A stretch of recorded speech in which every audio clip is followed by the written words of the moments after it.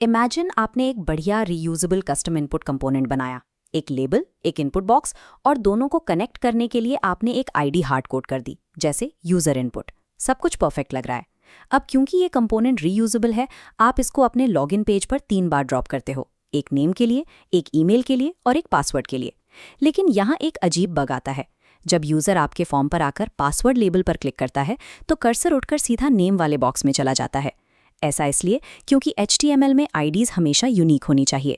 यहाँ एक ही आईडी 3 बार क्लैश कर रही है। हार्ड कोड की गई आईडीज की वजह से रीयूजेबल कंपोनेंट्स एक पॉइंट पर आकर फेल हो जाते हैं। ऐप जैसे जैसे स्केल होती है, यूजर इंटरफेस ब्रेक होने लगता है। एज अ बिगिनर, आपका पहला थॉट होगा, मैं जावास्क्रिप्ट का math.random फंक्शन यूज करके हर इनपुट को एक रैंडम आईडी दे देता हूँ। Problem solve, right? Modern react में जहां सर्वर साइड रेंडरिंग या SSR यूज होता है, ये रैंडम अप्रोच आपकी पूरी ऐप को क्रैश कर सकती है।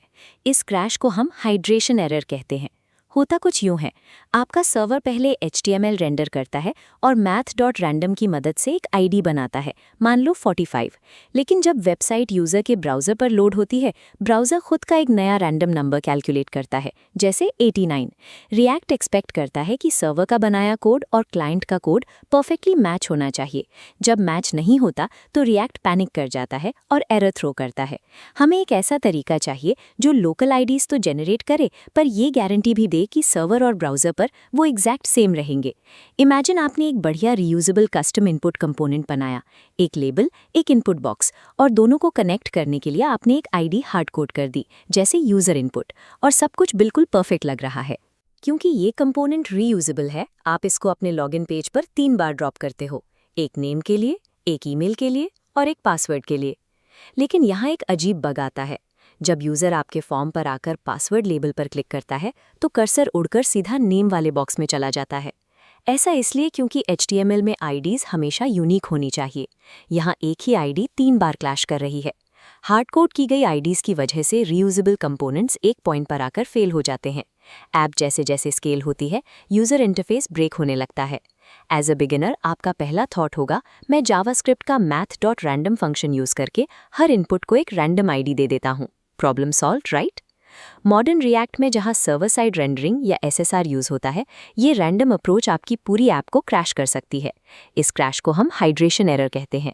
होता कुछ यूं है, आपका सर्वर पहले HTML रेंडर करता है और math.random की मदद से एक आईडी बनाता है, मान लो 45। लेकिन जब वेबसाइट यूजर के ब्राउजर पर लोड होती है, ब्राउजर खुद का एक नया रैंडम नंबर कैलकुलेट करता है, जैसे 89। रिएक्ट एक्सपेक्ट करता है कि सर्वर का बनाया कोड और क्लाइंट का कोड परफेक्टली मैच होना चाहिए। जब मैच नहीं होता तो रिएक्ट पैनिक कर जाता है और एरर थ्रो करता है। हमें एक ऐसा तरीका चाहिए जो लोकल आईडीज तो जनरेट करे, पर यह गारंटी भी दे कि सर्वर और ब्राउजर पर वो एग्जैक्ट सेम रहेंगे। इसको ऐसे समझिए, एक क्लास में अगर 3 बच्चों का नाम राहुल है और टीचर राहुल को बुलाए तो तीनों एक साथ खड़े हो जाएंगे। ये शेयर्ड नाम वही कंफ्यूजन क्रिएट कर रहा है जो हमारे ब्रोकन फॉर्म में आइडेंटिकल HTML लेबल्स कर रहे थे। पता ही नहीं चल रहा कि किसको बुलाया गया है। इस कंफ्यूजन को सॉल्व करने के लिए स्कूल्स हर बच्चे को एक रोल नंबर असाइन करते हैं, एक ऐसी यूनिक पहचान जिससे पक्का हो जाए कि सिर्फ एक ही स्पेसिफिक स्टूडेंट आंसर करेगा। रिएक्ट में यूज आईडी हुक एग्जैक्ट यही काम करता है। ये आपके कंपोनेंट्स के लिए ऑटोमेटिक रोल नंबर जनरेटर है जो आईडी क्लैश को मिटा देता है। यूज आईडी हुक आपको एक छोटी सी रैंडम स्ट्रिंग बनाकर देता है, और सबसे खास बात यह है कि रिएक्ट खुद गारंटी लेता है कि ये स्ट्रिंग सर्वर और क्लाइंट दोनों जगह परफेक्टली सिंक्ड रहेगी। इसका सिंटैक्स बहुत सिंपल है। कंपोनेंट के टॉप पर आप यूज आईडी कॉल करते हो और उसको एक वेरिएबल में स्टोर कर लेते हो। उसके बाद टेम्पलेट लिटरल्स का यूज करके इसे अपने लेबल और इनपुट के आईडी एट्रीब्यूट्स में डायरेक्टली डाल देते हो।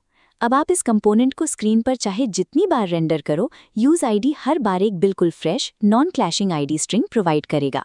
परफॉर्मेंस के हिसाब से भी ये काफ़ी सॉलिड है। ये आईडीज कंपोनेंट के माउंट होने पर स्टेबल रहती हैं। इसका मतलब आपकी ऐप स्लो नहीं होगी और कोई फालतू के री-रेंडर्स ट्रिगर नहीं होंगे। यूज आईडी का यूज करके आप कंपोनेंट की रीयूजेबिलिटी मेंटेन कर पाते हो, और वो भी एप्लीकेशन की स्टेबिलिटी को बिना नुकसान पहुंचाए। रियल वर्ल्ड प्रोजेक्ट्स में फॉर्म्स बनाते वक्त लेबल्स को उनके चेकबॉक्सेस और रेडियो बटन से लिंक करना इस हुक का सबसे कॉमन यूज केस है। इसका एक और बड़ा फायदा एक्सेसिबिलिटी में होता है। स्क्रीन रीडर्स को एरर मैसेजेस और इनपुट्स कनेक्ट करने के लिए यूनिक आईडीज चाहिए, जिसे आर्या डिस्क्राइब्ड बाय कहते हैं। यूज आईडी यहाँ परफेक्टली काम करता है। अब एक सीनियर डेवलपर टिप। अगर आप एक कॉम्प्लेक्स कंपोनेंट बना रहे हो जिसमें एक से ज़्यादा इनपुट फील्ड्स हैं, जैसे एक फॉर्म जिसमें फर्स्ट नेम और लास्ट नेम दोनों हैं, तो आपको मल्टीपल बार हुक कॉल करने की ज़रूरत नहीं है। आप यूज़ आईडी को सिर्फ एक बार कॉल करो और उसी रिजल्ट में सफिक्स ऐड करके नई आईडीज़ बना लो। एक को फर्स्ट नेम और दूसरे को लास्ट नेम दे दो। ये प्रीफिक्सिंग पैटर्न प्रोफेशनल कोड की पहचान है। इससे आपकी फाइल्स क्लीन रहती हैं और ब्राउज़र की मेमोरी भी बचती है। लेकिन यूज़ आईडी के भी कुछ स्ट्रिक्ट रूल्स और बाउंड्रीज हैं। ये हर तरह की यूनिक आईडी की ज़रूरत को पूरा नहीं करता। सबसे बड़ी गलती जो नए डेवलपर्स करते हैं, जब आप किसी लिस्ट को रेंडर करने के लिए .map यूज़ कर रहे हो तो उसकी की प्रॉपर्टी में कभी भी यूज़ आईडी मत देना। ऐसा इसलिए क्योंकि रिएक्ट में लिस्ट कीज़ हमेशा आपके एक्चुअल डेटा पॉइंट से जुड़ी होनी चाहिए, जैसे आपके डेटाबेस की आईडी। एक रैंडम स्ट्रिंग रिएक्ट को स्टेट मेंटेन करने में मदद नहीं कर सकती। और हुक्स के बेसिक रूल्स यहाँ भी अप्लाई होते हैं। इसे लूप्स या इफ स्टेटमेंट्स के अंदर कॉल मत कीजिए और इसको किसी भी डेटा फेचिंग एपीआई की कैश की बनाने के लिए यूज़ मत कीजिए।